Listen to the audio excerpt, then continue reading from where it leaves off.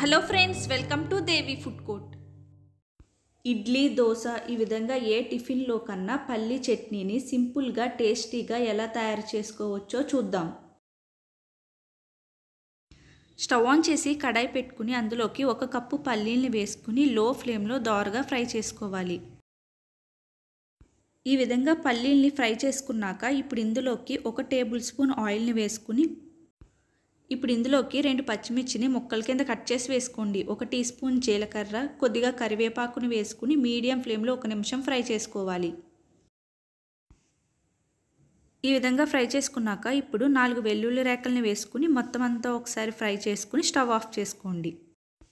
ఇప్పుడు పల్లీలు పూర్తిగా చల్లారేంత వరకు పక్కన పెట్టుకోండి. పూర్తిగా చల్లారిన తర్వాత మిక్సీ జార్లోకి వేసుకోవాలి. ఇప్పుడు టేస్ట్కి తగ్గట్టు సాల్ట్ వేసుకుని మూత పెట్టి ఒక 30 సెకండ్స్ గ్రైండ్ చేసుకోవాలి. ఈ విధంగా గ్రైండ్ చేసుకున్నాక ఇప్పుడు ఇందులోకి 1/2 కప్ వాటర్ని యాడ్ చేసుకుని మూత పెట్టి మెత్తగా గ్రైండ్ చేసుకోవాలి. ఈ విధంగా మెత్తగా గ్రైండ్ చేసుకున్నాక ఇప్పుడు పల్లీ చట్నీని ఒక బౌల్లోకి తీసుకోండి. పల్లీ చట్నీ కొద్దిగా పలుచగా కావాలంటే 1/2 కప్పు వాటర్ని యాడ్ చేసుకుని గ్రైండ్ చేసుకోండి.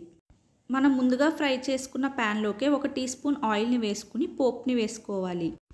1 టీ స్పూన్ పచ్చిశనగపప్పు, 1 టీ స్పూన్ మినప్పప్పు, 1/2 టీ స్పూన్ జీలకర్ర, 1 ఎండుమిర్చిని ముక్కల కింద కట్ చేసి వేసుకోండి. కొద్దిగా కరివేపాకుని వేసుకుని మీడియం ఫ్లేమ్లో 1 నిమిషం ఫ్రై చేసుకోవాలి.